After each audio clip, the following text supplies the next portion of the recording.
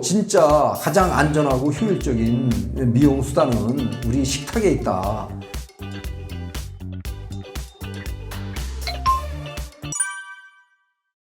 안녕하세요. 대단히 반갑습니다. 식생활 문제를 연구하는 안병수입니다. 자, 식생활 참 중요하죠. 그런데 이 중요한 식생활을 많은 분들이 소홀히 여기셔서 아무 음식이나 막 드시더라고요. 불행에 빠지기도 하고 고통을 겪기도 하고 그런 사례를 많이 보게 되는데요. 저는 이 식생활의 중요성을 직접 경험한 사람입니다. 경험한 사람으로서 식생활 문제를 공부하면서 그 중요성을 알리는 일을 하고 있습니다. 주로 그 저술과 강연 활동을 하고 있습니다.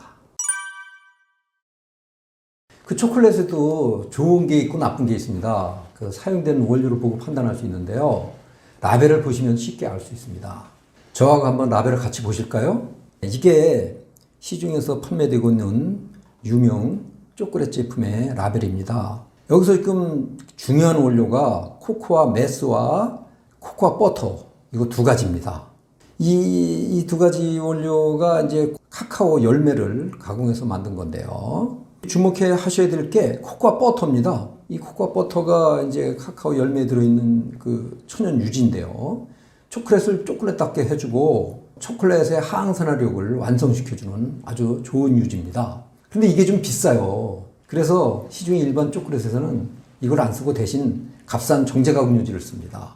그 업계에서는 그걸 이제 대용 버터라고 그러는데 정제가공 유지인 만큼 좋은 기름이 아니고요. 해롭게 작용합니다. 그리고 또 여기 보시면은 라벨을 보시면은 정제가공 유지가 세 가지가 이렇게 사용됐죠. 그죠? 세 가지나 사용됐습니다. 그리고 이제 맨 아래쪽에 보면 레시틴이라고 있죠. 이게 바로 유화제입니다. 다른 말로 대두인지라고도 그러는데 콩으로 만든 거죠. 민감성 체질인 경우 알레르기를 일으킬 수 있습니다. 천연 유화제인데 그래요. 그리고 그 뒤에 있는 향료. 향료는 아시다시피 수많은 화학물질들 섞어놓은 혼합물인데 이 안에는 안전성이 확인이 안 된 물질들이 얼마든지 들어있을 수 있다는 거고요. 그리고 맨 위에 설탕도 들어있죠. 지금 제가 지적한 이런 그 원료들, 코코아 메스와 코코아 버터만 빼고는 다 좋은 원료라고 할 수가 없어요. 나쁜 원료가 더 많이 들어있죠. 이런 초콜릿은 당연히 좋은 초콜릿이 될 수가 없습니다. 그래서 반면에 또 이런 초콜릿도 있어요. 한번 보실까요? 이것도 똑같은 이제 밀크 초콜릿인데 여기도 역시 이제 코코아 버터와 코코아 메스를 썼는데 상대적으로 많이 쓴 거를 알 수 있어요. 그죠? 다른 원료들이 적게 들어갔으니까 이게 더 많아지겠죠. 상대적으로. 그 바닐라 분말을 썼네요. 여기 이제 향료 대신 쓴 겁니다. 향료는 안 쓰고 바닐라 분말을 대신 쓴 거거든요. 바닐라 분말은 자연 소재입니다. 이게 몸에 좋은 거예요. 그리고 설탕은 비정제 설탕입니다. 유기농 설탕을 대신 썼네요. 이런 초콜릿은 좋은 초콜릿입니다. 서양 사람들이 소위 말하는 리얼 초콜릿, 즉 진짜 초콜릿이라는 뜻입니다. 되도록 이런 초콜릿을 드시는 게 좋겠네요.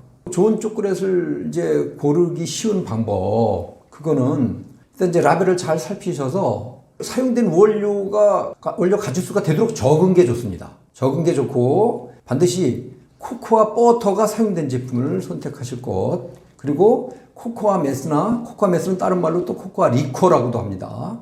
코코아 리코 아니면 코코아 파우더, 자연의 카카오 소재가 들어있는 거를 선택하시면 되겠고, 다른 뭐 유화제, 향료, 색소, 산도 조절제 이런 물질들은 되도록 없는 게 좋겠고요. 그리고 이제 진짜 좋은 초콜릿에는 거기에 초콜릿 함량이 표기가 되어 있습니다. 표기가. 그래서 최소한 50% 이상, 진짜 좋은 것은 70% 이상 되는 제품입니다. 그래서 전문가들은 카카오 함량이 70% 이상이 되는 초콜릿 제품을 선택하라고 조언을 합니다. 껌은 그 대표적인 심심풀이 식품이죠. 그래서 사람들이 별로 신경을 안 써요. 그런데 이런 아니란 생각이 그 안전관리의 사각지대를 만들었습니다. 라벨을 보시면 아실 텐데 거의 대부분 껌은 그 식품 첨가물로만 이루어졌다고 보셔도 과언이 아니에요. 라벨을 한번 보시죠. 저와 같이. 이게 시중에서 판매되고 있는 이제 무설탕 껌 중에 하나입니다. 여기서 이제 제일 중요한 원료가 껌의 뼈대라고 할 수 있는 껌 베이스입니다. 껌 베이스. 여기 이제 그 껌 베이스 한 글자만 쓰여 있는데 이게 원료 하나가 아니에요. 여기 수많은 화학물질들이 섞여 있어요. 혼합물이에요. 대표적인 게 이제 초산비닐수지인데 그거 말고 하여튼 굉장히 많은 화학물질이 섞여 있는데 지금 우리 표시 규정에는 그걸 일일이 공개하지 않아도 되도록 되어 있어요. 그래서 이 껌베이스는 한 가지 물질이 아니라는 사실을 좀 알아두실 필요가 있고 그리고 이제 무설탕 제품이니까 설탕 대신에 다른 감미 소재가 쓰였죠. 당알콜류 세 가지가 사용됐네요. 이제 이것도 사실 이제 대체 감미료인데 이게 뭐 혈당치는 덜 올리고 칼로리 낮고 뭐 그런 이점은 있지만은 뭐 충치를 뭐 덜 일으킨다든가 하는 이점은 있지만은 이 우리 몸에서 당대사 시스템에 혼선을 초래해요. 많이 먹게 되면은 그 인슐린 저항에 빠질 수가 있고요. 그리고 당장 이런 당알콜류는 많이 먹으면 설사를 일으킬 수 있잖아요. 그죠? 우리 몸에 맞지 않는다는 그런 증거고요. 그리고 또 향유. 향유도 굉장히 중요해요. 껌에서는. 왜냐하면 대표적인 고향유 식품이거든요. 추인껌이. 그 맛을 오랫동안 지속시켜야 되잖아요. 그러기 위해서 다른 제품들보다 향유를 무척 많이 써요. 그리고 그 뒤에 세 가지 물질이 있는데 이게 바로 인산염이라는 겁니다. 인산염도 굉장히 주의하셔야 할 첨가물이에요. 우리가 가공식품을 통해서 평상시에 인산염을 너무 많이 섭취해서 탈이거든요. 미네랄, 특히 칼슘 같은 거, 철분 같은 거 그런 거에 흡수를 방해를 해요. 그래서 많이 먹게 되면 칼슘 결핍증에 빠질 수도 있거든요. 그리고 이제 맨 아래 칸에 있는 잔탄껌. 이거는 장염을 일으킬 수 있는 증전제입니다. 그 다음에 이제 설탕을 안 썼으니까 감미를 또 보완해 줘야 되기 때문에 수크랄로스와 아세솔판 같은 합성 감미료를 또 대신 썼어요. 이 합성 감미료는 종양을 일으킬 수 있다라는 그 동물 실험 결과가 있고요. 우리 몸의 그 미생물 균총을 악화시킬 수 있다. 그런 보고도 있고요. 유화제는 이제 대개 합성 유화제인데 유화력이 강하다 보니까 또 대사증을 일으킬 수 있다라는 그런 보고도 있고요. 여기 이제 글리세린 같은 거. 이런 100% 식품 첨가물로만 만든 이런 그 추인껌. 이거는 별로 권해드리고 싶지 않고요. 보면 이런 껌이 있습니다. 여기 한번 보시죠. 이게 이제 미국에서 시도되고 있는 무첨가 껌의 예거든요. 먼저 껌베이스를 한번 보세요. 껌베이스 보시면은 여기는 천연 치클로 만들었어요. 천연 치클은 자연 소재잖아요. 100%. 다른 화학물질은 없어요. 그리고 설탕은 뭐 썼습니까? 비정제 설탕 썼어요. 거기 쌀가루까지 넣었네요. 근데 이제 글리세린하고 향료는 좀 썼네요. 완전 무첨가는 아닌데 이 정도라면 충분히 대안껌으로 활용할 수 있고요. 앞으로 더 이제 발전시켜서 완전 무첨가까지 충분히 도달할 수 있지 않나 저는 생각하고요. 우리나라에서도 이런 껌이 좀 나왔으면 좋겠다는 생각이 듭니다. 우리 몸을 은밀히 망가뜨리고 생명까지 위협할 수 있는 것. 저는 그 쇼트닝 마가린 같은 인공 경화를 들겠습니다. 그 인공 경화에는 거의 대부분 트랜스 지방산이 들어있죠. 이 전문가들은 이 트랜스 지방산을 가리켜서 침묵의 살인자라고 표현합니다. 처음에는 먹어도 잘 표시가 안 나요. 오랜 기간 지속적으로 먹으면 반드시 탈을 일으키게 되어 있습니다. 암도 일으키지만 가장 심각한 게 그 심혈관 건강을 해친다는 사실입니다. 암과 심혈관 질환이 국민 사망 원인 1위, 2위 아닙니까? 다행히 이제 요즘 들어서 인공경화에도 트랜스 지방산 함량을 대폭 낮춘 제품들이 많이 나오는데 그래도 인공경화에는 되도록 피하시는 게 좋습니다. 왜냐하면 제2, 제3의 트랜스 지방산이 들어있을 수 있기 때문이거든요. 트랜스 형태만 아닐 뿐이지 지방산 분자 구조가 미세하게 변형이 되어 있습니다. 우리 몸에서 탈을 일으킬 수 있습니다. 이 인공경화에는 현대인들이 그 좋아하는 기호식품, 그 과자, 빵 같은 데 주로 사용되는데요. 그래서 그런 식품을 구입하실 때는 꼭 잘 보셔서 인공경화유가 아닌 자연의 국기름이 사용되는 제품을 선택하시기 바랍니다. 그 천연 버터, 천연 야자유 같은 게 자연의 국기름이 되겠습니다. 햄이나 소세지 같은 그 가공육 제품에 아질산 나트륨은 거의 뭐 약방의 감초죠. 일반 시중 제품들은 다 들어갑니다. 아질산 나트륨이 가공육 업체에게는 일석삼조의 물질입니다. 첫째, 변질을 억제해줘요. 색깔을 싱싱하게 해줘요. 맛을 부드럽게 해줍니다. 이렇게 세 가지 효과를 내는 첨가물이 없습니다.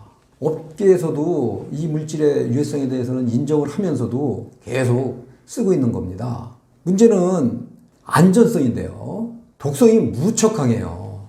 얼마 전에 우리나라에서 있었던 일인데 사망사고가 생긴 적이 있어요. 그 아질산 나트륨을 소금으로 잘못 알고 국에 넣어 먹고 곧바로 숨졌어요.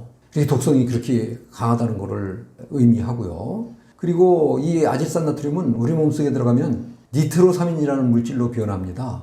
이 니트로사민이 또 고약한 물질이에요. 인슐린 저항을 일으키고 대사증후군을 일으켜서 그 당뇨병에 이르게 하고요. 뭐 비알코올성 지방간이라든가 치매 등의 원인이라는 보고가 있습니다. 이런 가공 제품을 이용하실 때는 한 가지 그 팁이 있는데요. 되도록 그 채소하고 같이 드십시오. 왜냐하면 채소에 들어있는 비타민 C가 아질산 나트륨이 니트로사민으로 바뀌는 것을 일정 부분 막아줍니다. 물론 가장 좋은 방법은 아질산 나트륨이 들어있지 않은 제품을 선택해서 구입하시는 거겠죠.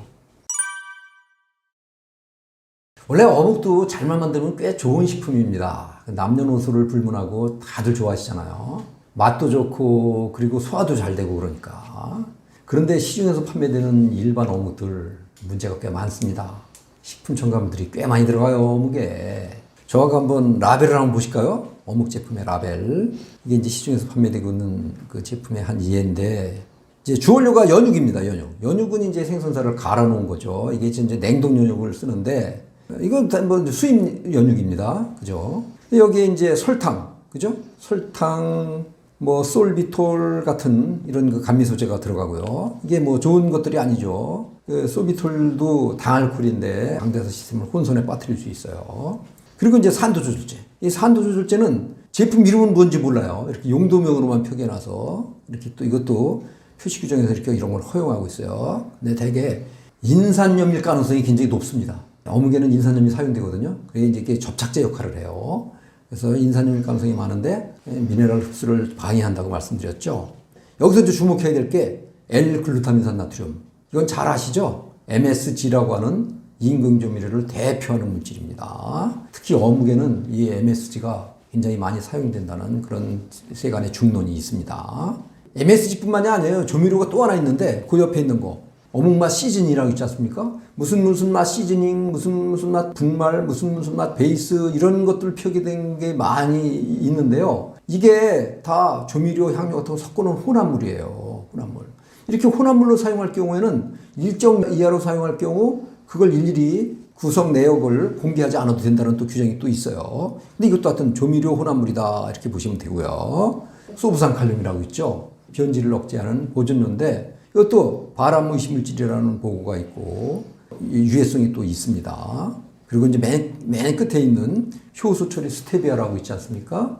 이거는 이제 합성 감미료는 아닙니다. 천연 감미료긴 한데 천연 감미료라고 해서 안심하면 안 되는 게 환경 호르몬으로 작용한다는 그런 보고가 있습니다. 스테비아 성분이. 예. 그래서 이런 어묵은 별로 권해드리고 싶지 않고요. 대신 조금 안심하고 먹을 수 있는 어묵이 있습니다. 보통 일반 매장에서는 팔지 않고 친환경식 매장에서 주로 다루고 있는 어묵인데요. 지금 라벨을 한번 보시자고요. 연육을 쓰긴 썼는데 이거는 국산 생선으로 만든 연육임을 알 수가 있죠. 쭉 한번 보세요. 아까 보셨던 그 어묵하고는 완전히 다르죠. 예, 식품 첨가물들이 없습니다. 다만 하나 설탕이 지금 들어가 있는 게 눈에 거슬리는데 이 정도라면 충분히 대체 어묵으로 이용할 수 있다고 저는 봅니다. 풍미가 약간 가벼우면서 담백한데 그래도 꽤 맛있게 먹을 수 있습니다. 신선하다는 느낌이 들어요. 먹을 때 느껴져요. 가장 먼저 고기나 생선을 구울 때 조심하셔야 됩니다. 너무 높은 온도로 가열하면은 헤테로사이클릭 아민이라는 발암물질이 만들어질 수 있습니다. 특히 이제 태우지 않도록 조심하셔야 돼요. 탄 부위는 그 발암물질 덩어리라고 보시면 돼요. 그리고 두 번째, 튀김식품 만드실 때도 조심하셔야 됩니다. 역시 높은 온도로 가열해서 튀기면은 이번에는 벤조피렌이라는 발암물질이자 환경 호르몬이 만들어집니다. 물론 이제 벤조피렌 말고도 트랜스 지방산이나 뭐 과산화물 그런 해로물질도 또 많이 만들어져요. 그리고 세 번째, 아크릴아마이드라고 아마 들어보셨을 겁니다. 탄수화물 식품을 높은 온도로 가열할 때 만들어지는 발암물질이거든요. 특히 감자식품에서 많이 만들어집니다. 그래서 감자튀김이나 감자구이, 포테이토 칩 같은 제품 이용하실 때 이제 조심하셔야 되고요. 그리고 네 번째로 퓨란이라는 물질이 있어요. 보통 커피를 가열하면 바람질이 만들어진다고 그러잖아요. 커피 볶을 때 태울 정도로 볶으면은 그게 사실인데 그때 만들어지는 바람질이 바로 퓨란입니다. 식품 성분을 높은 온도로 열분해할 때 만들어지는 나쁜 물질이라고 보시면 돼요. 근데 여기서 공통점이 하나 있죠. 높은 온도, 고온입니다. 그래서 요리하실 때는 되도록 높은 온도로 너무 올리지 마시고 중저 온도 이하, 낮은 온도에서 되도록 요리하시는 게 이런 해로 물질들의 발생을 좀 막는 방법일 수 있고요. 보통 튀김이나 구이보다는 삶는 것이나 조리거나 찌거나 하는 그 요리 방법이 더 안전한 방법이라고 보시면 되겠습니다. 그 식품 첨가물은 말이죠. 식품 기업들한테 대단히 편리한 물질입니다. 어떤 원하는 목적을 아주 쉽게 달성할 수 있도록 해주거든요. 예를 들어서 집에서 요리를 하실 때 쇠고기 국물 맛을 내고 싶다 싶으면 반드시 쇠고기를 넣으셔야 되잖아요. 비프 향이라고 있습니다. 쇠고기 맛나는 향인데 그 향을 뭐 한두 방울 떨어뜨리면은 아주 기막히게 쇠고기 맛이 올라옵니다. 또 신선식품의 경우 툭하면 그 변질되든가 그러거든요. 그래서 이런 제품의 경우 포장을 잘 해야 된다든가 콜드체인에 태워서 유통해야 된다든가 보존료를 살짝 써주면 간단하게 해결할 수가 있습니다. 그런데 이런 게 소비자한테 무슨 의미가 있는 겁니까? 전혀 도움이 안 되죠. 건강 측면에서는 큰 재앙이 될 수 있죠. 중요한 것은 이런 식품 첨가물을 쓰지 않고도 얼마든지 가공식품을 훌륭하게 만들 수 있다는 사실입니다. 다만 좀 번거로울 수 있습니다. 연구도 좀 필요할 수 있고요. 비용이 더 들 수도 있습니다. 업체들로서는 그게 싫은 거죠. 우리나라에서 허가된 식품 첨가물이 600가지가 넘습니다. 그리고 여기에 이제 향료 기초물질로 2000가지가 넘는 화학물질들이 별도로 또 있거든요.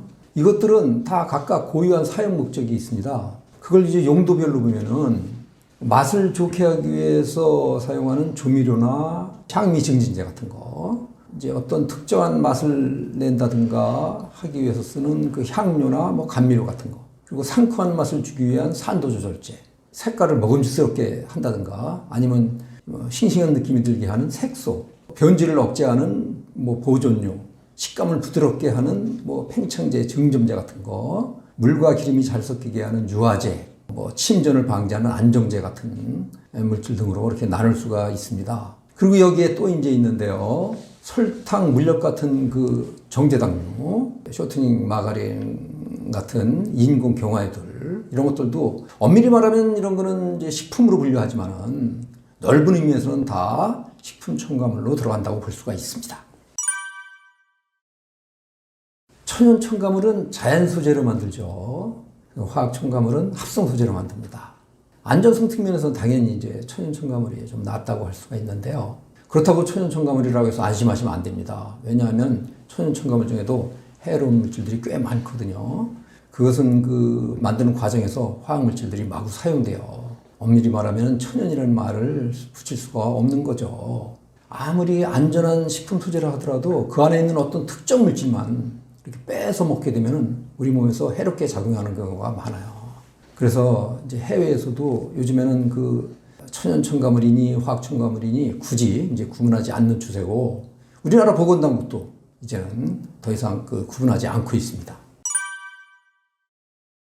물론 이제 그 독성이 있다든가 발암성이 있는 물질은 그 사용량 제한이 있습니다.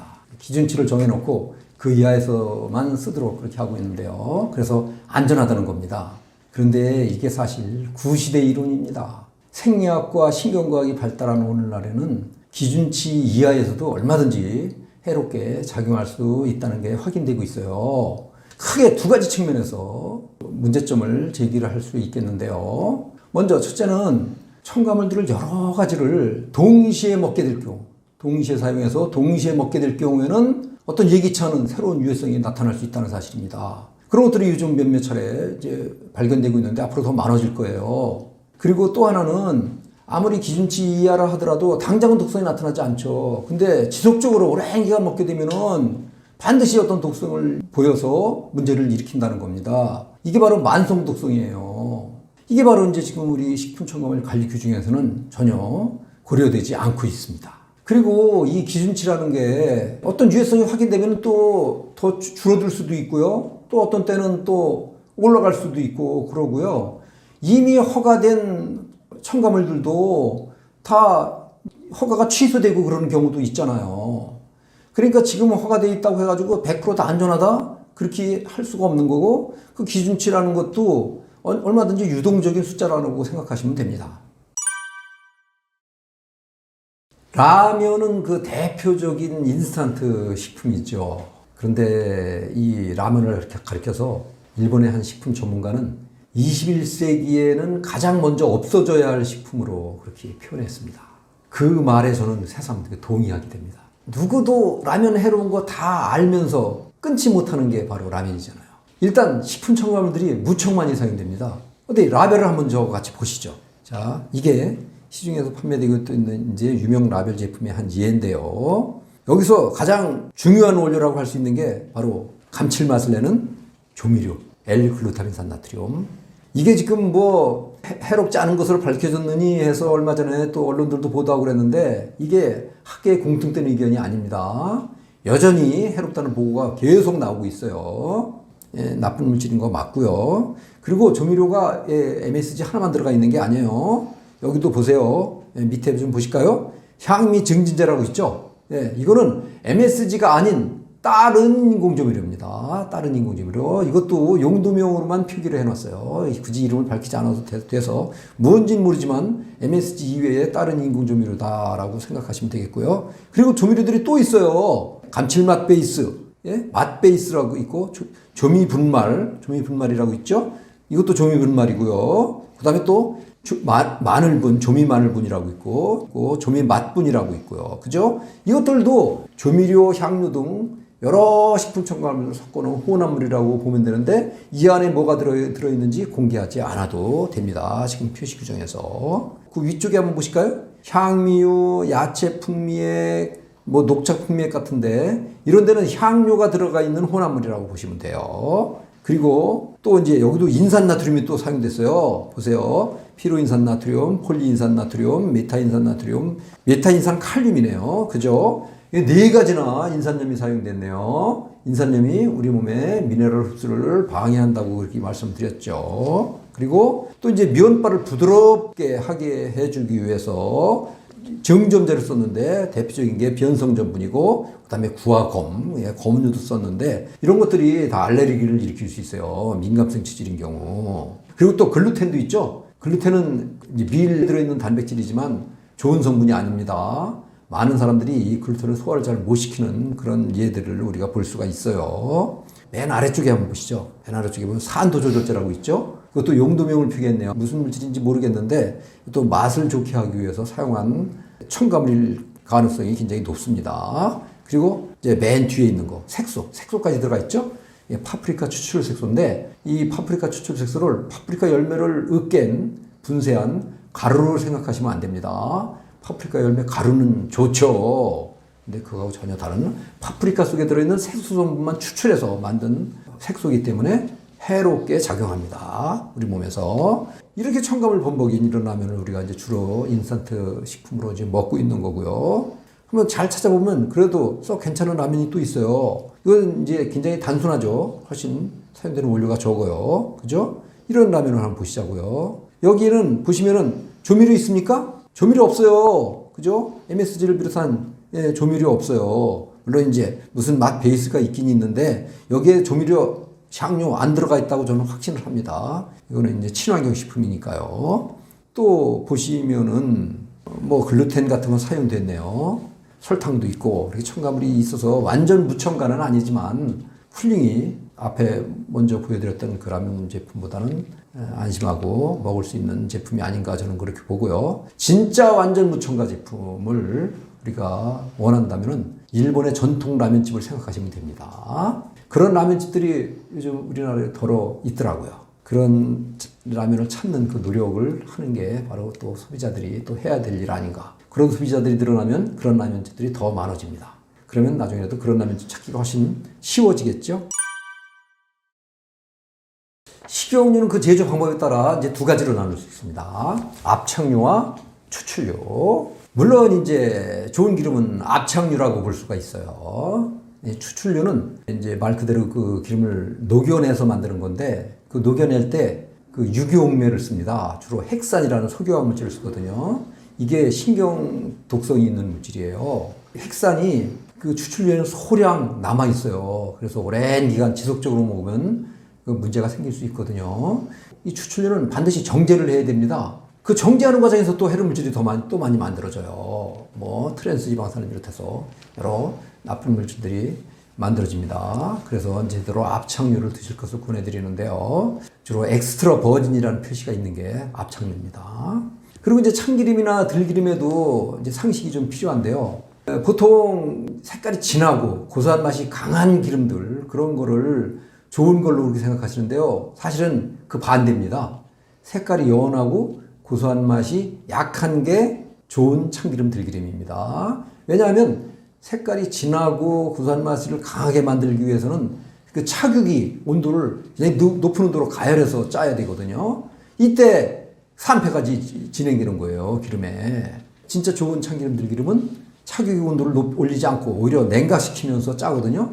이렇게 해서 만든 그 기름들은 색깔이 연하고 고소한 맛이 약합니다. 특히 이제 들기름의 경우 오메가3 지방산이 아주 많기 때문에 열에 아주 취약하거든요. 들기름은 되도록 생들기름을 드십시오. 좋은 압착식으로 짠 기름이 생들기름입니다. 그리고 또 이제 온도 말고 광선도 이제 기름의 산패도 관련이 있어요. 빛을 쬐면 산패가 진행될 수 있거든요. 이런 식용유들은 되도록 냉암소에 보관하시는 게 좋고요. 특히 안정성이 떨어지는 들기름 같은 경우에는 오래 보관할 필요가 있을 때는 냉장고 그 냉동실 있죠? 냉동실에 놓고 얼려서 보관하는 게 더 좋습니다. 에너지 음료의 주 타겟층은 학생이죠. 그런데 학생들이 에너지 음료 마시면 안 됩니다. 왜? 카페인 때문에. 그 카페인은 잘 아시다시피 그 커피에 들어있는 신경독성 물질이잖아요. 아이들은 커피 마시면 안 된다는 거 잘 알아요. 카페인 때문에. 근데 똑같이 에너지 음료에도 들어있는데 에너지 음료는 마시면 안 된다는 그런 생각은 없어요. 그건 잘 몰라요. 그게 물론 이제 업체들은 타우린이라는 그 성분이 들어있어서 피로 회복에 도움이 된다고 그러는데요. 물론 이제 도움이 될 수는 있겠죠. 그런데 부작용도 만만치 않습니다. 일부 계층에서 두통이나 메스꺼움 같은 게 나타난다는 보고가 있고요. 문제는 또 역시 식품 첨가물이에요. 꽤 많이 사용되거든요. 뭐 설탕, 과당, 향료 같은 것은 거의 필수로 들어가고요. 제품에 따라서 산도 조절제, 뭐 색소 같은 것도 사용되고, 뭐 증점제 같은 것도 사용되고, 식품 첨가물들이 무척 많이 사용됩니다. 그래서 영국의 한 연구팀은 그 에너지 음료를 조심하라고, 특히 어린 학생들일수록 혈관병의 원인이라고 그렇게 경고를 좀 하고 있고요. 미국에서는 이 에너지 음료 때문에 학생이 사망한 사건까지 있었어요. 그래서 좀 우리가 잘 생각해보면 대안 음료를 좀 찾을 수가 있는데 바로 생강차나 식초음료 같은 거를 대신 이제 권해드리겠습니다. 생강에는 그 신경 안정 및 기분 전환의 효능이 있고요. 식초에는 피로 회복의 기능이 있습니다. 아이들한테 이제 이런 음료들을 마시도록 하자고요. 가장 먼저 들 수 있는 거, 요즘 난리더라고요. 어린 학생들 사이에서 탕후루 아시죠? 탕후루라는 제품입니다. 이런 식품 자체가 인기라는 거, 그거 자체가 저는 문제라고 생각합니다. 뻔하잖아요. 설탕 물엿 덩어리예요. 물론 이제 과일로 만들었다고 그러는데 저는 과일을 모독하는 식품이라고 생각합니다. 이런 식품을 자주 먹으면 당대사 시스템이 지쳐서 인슐린 저항이 오고 대사증후군에 걸리고 나중엔 당뇨병이 올 수 있어요. 그리고 이제 중성지방 함량을 높여요. 이런 거를 자주 먹으면 그 중성지방이 많아지면 문제잖아요. 비만해질 수 있고 비알코올성 지방간 같은 것도 걸릴 수가 있습니다. 예. 그리고 두 번째, 또 이제 직장인들 사이에서 인기를 끌고 있는 편의점 도시락이 있죠. 이 도시락도 사실 좀 문제인데 그 밥이 있잖아요. 밥. 그 밥이 쉽게 굳지 않게 하기 위해서 어떤 처리를 하는데 유지를 바릅니다. 밥알에다가. 그래서 의외로 편의점 도시락이 고지방 식품인 경우가 많아요. 그리고 또 식품 첨가물도 꽤 많이 사용되죠. 인공 조미료는 필수고 여기에 산도 조절제, 변성 성분 같은 거 제품에 따라서 색소 같은 것도 사용되고요. 그래서 편의점 도시락도 좀 경계를 해야 되고요. 그리고 세 번째, 요즘 이제 배달 음식 문화가 이제 발달하면서 인기를 끌고 있는 밀키트 제품입니다. 가정 간편식이라고도 그러죠. 이 밀키트 제품에 물론 식품 첨가물들이 무척 많이 사용되는데 여기서는 그 첨가물 문제 말고 식문화 차원에서 한번 생각을 해보고 싶어요. 이 밀키트 제품이 지금 우리나라 가정에서 부엌을 변화시키고 있어요. 부엌에 식칼이나 도마가 없어졌습니다. 싱크대는 폐쇄되어 있고요. 요리를 안 하니까 쓸 일이 없어진 거예요. 이런 식으로 식생활을 하니까 전자레인지 하나만 달랑 있어요. 그죠? 이런 식으로 식생활을 하다 보니까 그 현대병, 대사증후군에서 시작되는 여러 수많은 현대병들에 걸리게 되는 겁니다. 그리고 네 번째로 꼭 빼놓을 수 없는 게 바로 치킨입니다. 이 치킨도 굉장히 인기죠. 특히 젊은이들 사이에서 인기를 끌고 있는데 거의 소울푸드 같이 애들 즐겨들 먹는데 한번 생각해 보자고요. 식생활이 엄격한 분들은 튀김식품 일절 먹지 않습니다. 잘 알거든요. 그 안에 해로운 물질도 무척 많이 만들어진다는 거. 튀김식품이다 보니까 고지방식품이죠. 그러니까 당연히 칼로리가 많을 수밖에 없고. 그리고 이제 트랜스 지방산, 아크릴아마이드 같은 그런 또 해로운 물질들도 또 많이 만들어집니다. 그리고 치킨에도 의외로 식품 첨가물들이 많이 사용돼요. 표시 의무가 없기 때문에 보지만 못할 뿐이에요. 최근에 발표된 논문 하나를 보여드리겠습니다. 제가 직접 가져왔는데요. 한번 화면을 보시죠. 이게 지난 9월에 미국에서 발표된 논문인데요. 제목을 한번 보시자고요. 여기 보시면은 울트라 프로세스드 푸드, 이게 가공식품인데 과도하게 가공한 초가공식품을 의미합니다. 그 밑에 있는 디프레션, 이건 잘 아시죠? 우울증입니다. 그래서 초가공식품과 우울증과의 관계를 연구한 그 논문이에요. 핵심적인 얘기가 맨 위에부터 나와요. 뭐라고 써놨나 보실까요? 초가공식품이 우울증의 위험을 높이는 것으로 나타났다. 인공 감미료 같은 식품 첨가물이 뇌 기능에 영향을 미치기 때문으로 추정된다. 가공식품으로 다 우울증을 일으키는 게 아니에요. 식품 첨가물을 남용한 과도하게 가공된 초가공식품이 그렇다는 겁니다. 그래서 가공식품도 좋은 가공식품 먹으면 괜찮아요. 또 이런 식품 첨가물 때문인데 식품 첨가물이 우울증뿐만이 아니라 어린이들 행동 이상까지 영향을 준다는 그런 연구 논문도 또 있습니다. 오늘날 그 가공식품에서 조미료, 향료, 색소 같은 건 거의 그 필수로 되어 있지요. 근데 한번 좀 생각해 보고 싶어요. 이런 걸 꼭 넣어야 할까? 이런 걸 꼭 넣어서 음식을 맛있게 먹음직스럽게 자극적으로 꼭 만들어야 할까? 그런 식으로 만들다 보니까 과식, 폭식을 하게 되는 겁니다. 그게 바로 비만을 부르는 거예요. 비만 클리닉을 융성하게 하는 거예요. 생활습관병을 만드는 거예요. 결국 의료비 지출을 과도하게 증가시키는 겁니다. 불필요하게 식욕을 자극하지 말아야 돼요. 먹고 싶은 생각이 없으면 안 먹으면 되는 겁니다. 최고의 조미료는 출출함입니다. 다들 안 먹으려고 노력하면서 다이어트 하려고 애쓰면서 해로운 방법으로 억지로 음식을 맛있게 만든다? 뭔가 큰 모순 아닌가요? 한번 좀 생각해 봐야 될 부분이라고 봅니다. 지금 우리나라 식품 표시 규정에는 그 완전 표시제를 이제 표방하고 있죠. 그래서 사용한 모든 원료와 첨가물들은 100% 다 표시한다는 게 원칙인데요. 아직도 숨어있는 첨가물들이 꽤 많습니다. 특별한 그 규정이 또 있어요. 특정 내용 표시 규정 중에서 예를 든다면 이제 트랜스 지방산에 대한 규정인데 1회 섭취량당 0.2g 미만인 경우에는 0g으로 표시할 수 있다. 라는 그 구절이 있거든요. 그래서 시중에 일반 그 가공식품들 보면 트랜스지방 함량이 거의 대부분 0이라고 표기되어 있지만은 실제로는 0이 아니에요. 0.2g 미만까지는 들어있을 수 있다는 얘기거든요.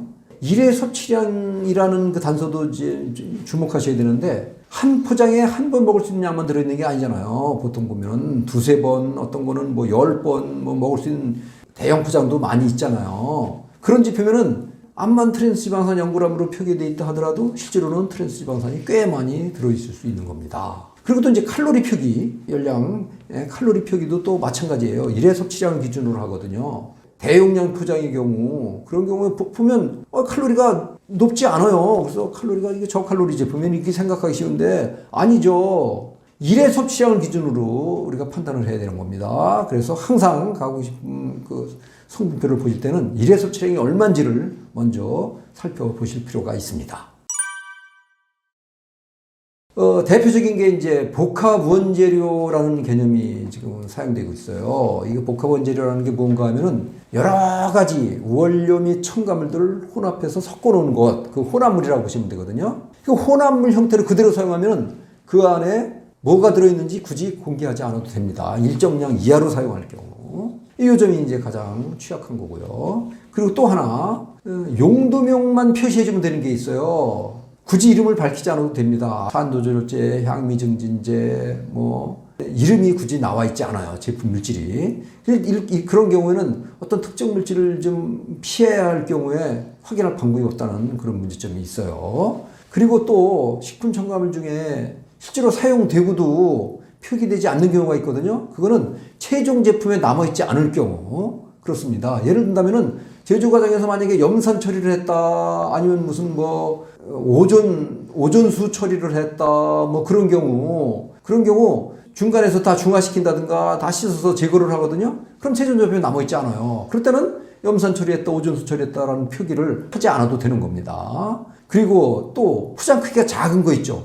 소포장 제품들. 이런 데도 폭넓게 표시 예의 규정을 적용해 주고 있고요. 그리고 또 이제 캐리오버 첨가물이라고 있어요. 이거는 어떤 반제품의 경우, 반제품을 그대로 사용할 경우 그 안에 들어있는 첨가물들을 또 굳이 밝히지 않아도 되는 그런 규정입니다. 이런 것들이 다 소비자들의 알 권리를 이제 침해하고 있는 거예요. 그래서 이런 것들도 다 앞으로는 좀 개정돼야 되지 않을까 저는 그렇게 봅니다.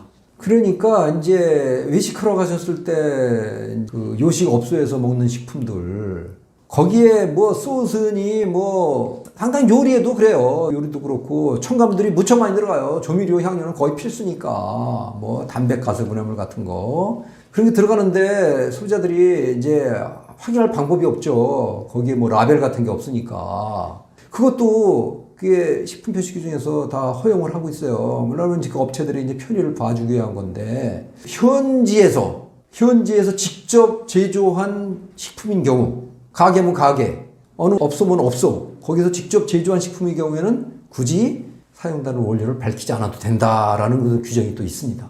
그 규정을 활용한 사례라고 보시면 되는데 여기에 대해서도 어떤 그 방안을 좀 찾아야 된다고 저는 봅니다.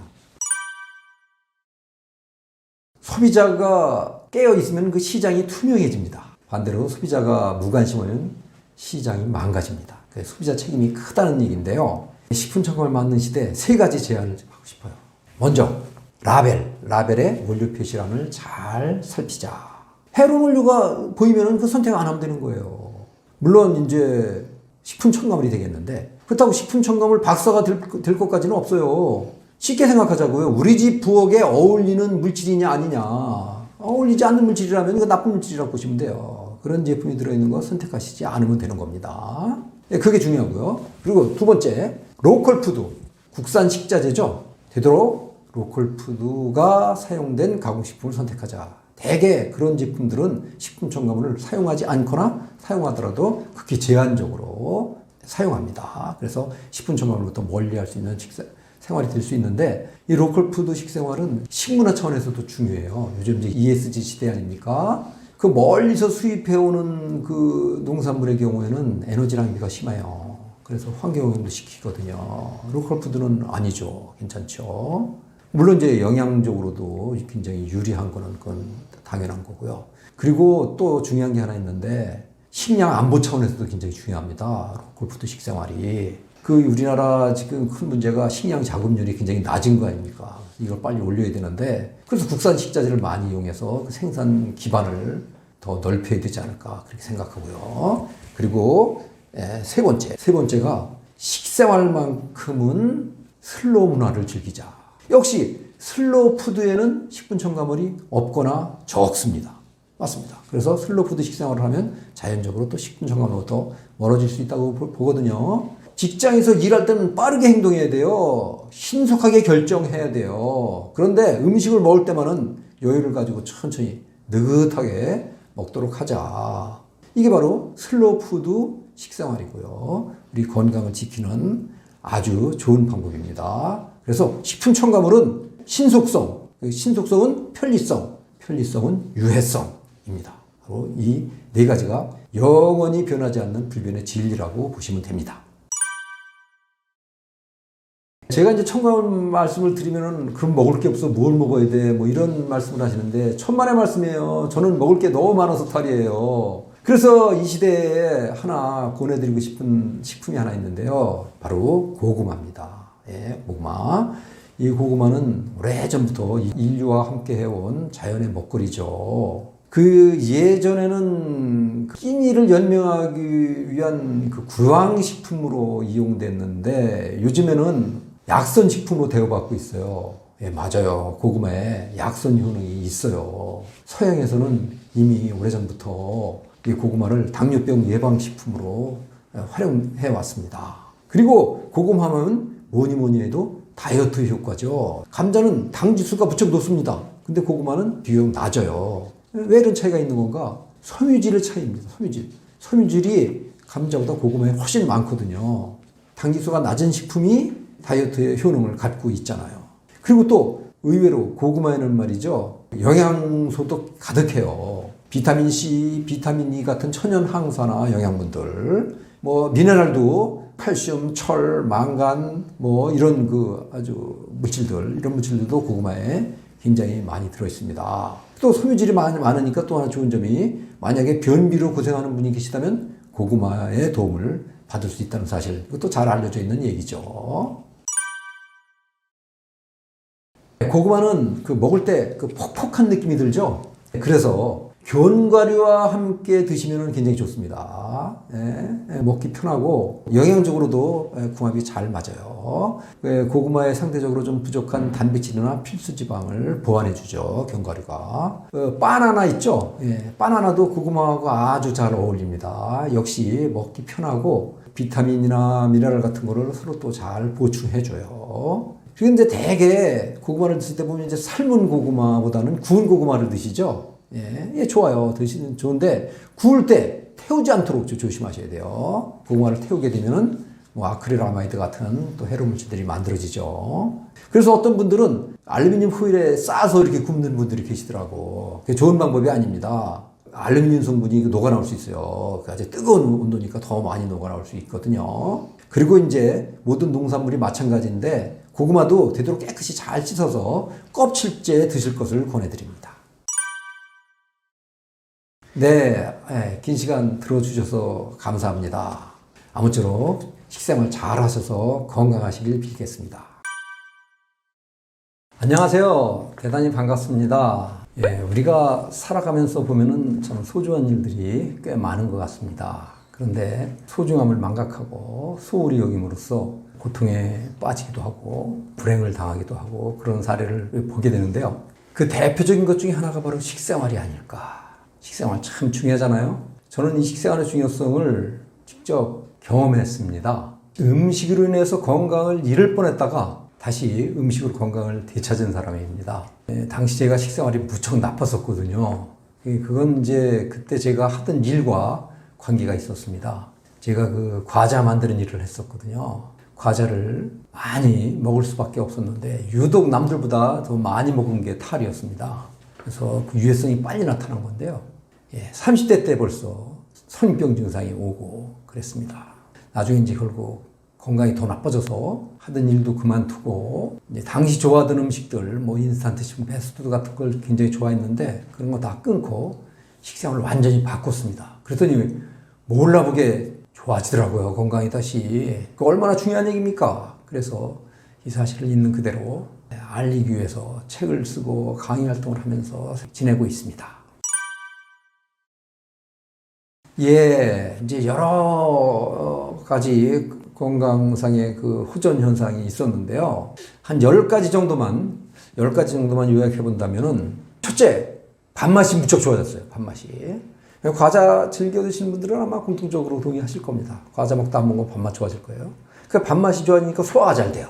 소화가 잘 되고, 그리고 이제 골고루 이제 섭취하게 되니까 변비가 없어집니다. 변비가. 저녁이면은 제가 원래 잠을 잘 못 잤어요. 근데 과자를 끊고 나서부터 식사도 잘하고 그래서 그런지 하여튼 잠을 잘 자요. 숙면을 취할 수 있게 됐어요. 그러니까 아침에 일찍 일어나요. 제가 원래 아침형 인간이었는데 그 과자 만드는 일을 하면서 아침에 못 일어나겠다고요. 몸이 무거워서. 근데 이제 과자를 끊고 나니까 몸도 가벼워지고 아침에 일찍 일어나고 잃어버린 새벽 시간을 되찾았던 겁니다. 그리고 이제 덜 피곤했어요. 제가 만성 피로 증상이 있는데 만성 피로 증상도 없어졌고 이제 머리가 맑아집니다. 머리가 집중이 아주 잘 돼요. 음식이 정신 건강에도 영향을 미친다고 그러지 않습니까? 사실 맞아요. 기분도 좋아지고 그런 현상을 느끼게 되더라고요. 그리고 감기 걸리지 않아요. 감기. 제가 겨울철이면 거의 그냥 감기 달고 살 정도였었는데 식생활을 바꾼 다음부터 감기가 안 걸려요. 겨울에도. 면역력이 좋아졌다는 뜻이겠죠? 9번째, 가장 중요한 거라고 볼 수가 있는데 제가 과자 회사를 그만둔 가장 큰 이유라고도 할 수가 있어요. 제가 건강이 나빠가지고 그때 건강진단을 받았는데 협심증 전조 증상이 있다고 그러더라고요. 그게 이제 충격적이었는데 그래서 가끔 가슴이 이렇게 답답해지면서 바늘로 찌르는 것 같은 예리한 통증 같은 게 있었는데 서서히 없어지더라고요. 이게 없어져가지고 그 후로 완전히 없어졌어요. 협심증 증상도 완전히 사라진 겁니다. 그리고 끝으로 이것도 굉장히 중요한데 제가 양치를 할 때마다 출혈 현상이 있었고요. 뭐 찬 거, 신 거 같은 건 잘 못 먹었어요. 이가 시려서. 근데 과자를 끊으니까 출혈 현상도 없어지고 이가 시리지도 않아요. 과거에 겪었던 건강상의 문제들이 하나 둘씩 없어지면서 지금 이제 완전히 건강을 회복한 겁니다. 이렇게 한 10가지 정도로 요약할 수 있겠네요.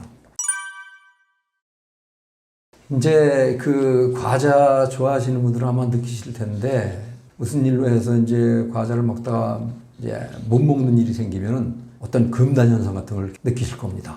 과자 먹고 싶어서 일도 손에 잘 안 잡히고 뭐 허전한 느낌이 막 들고 막 그래서 어떤 심한 분은 안절부절 못하고 막 그런 경우도 있는데 이게 일종의 중독 현상이에요. 근데 이제 과자 먹고 나면 또 이제 그게 없어지거든요. 예, 저도 그런 현상이, 그런 증상이 있었어요. 그게 이제 금단 현상인데 아주 결심을 했죠. 과자가 나쁜 거라는 걸 이제 제가 알게 됐고 이거를 끊지 않으면 내 건강을 다 망치는 거다. 너무나 절박했기 때문에 제가 이제 단단히 마음을 먹었고 끊는데 그렇게 어려움은 없었어요. 제가 원래 담배도 피다가 담배도 끊었는데 담배 끊는 거에 비하면 훨씬 쉽더라고요. 한 일주일 정도가 고비예요. 일주일만 넘어가면은 그다음부터는 서서히 금단 현상이 악화되면서 그다음에는 이제 그런 거 먹고 싶은 생각이 이제 없어져요. 그래서 그런 금단 현상을 극복할 때 제가 했던 게 이제 물 마시는 거. 물 마시는 게 아주 좋고요. 그다음에 채소, 과일 같은 거 그런 거를 먹고 과일 같은 거 먹고 나면 이제 사라지더라고요. 그런 게 일시적으로. 그리고 또 이제 중요한 게 운동. 그런 거 생각이 나면 정크푸드 생각이 나면 무조건 나가서 걷고 뛰고 이제 그러니까 땀 흘리고 나면은 그럼부터 그런 현상이 좀 없어져요. 그렇게 한 일주일, 뭐 긴 사람은 한 2주일 정도만 그런 식으로 금단 현상을 이겨낸다면은 뭐 끊는 건 어렵지 않다고 봅니다. 일단 식품 첨가물을 말하는 거예요, 이게. 예, 이제 일단 식품 첨가물은 화학물질이 먼저 생각나실 겁니다. 맞습니다. 화학물질들이에요.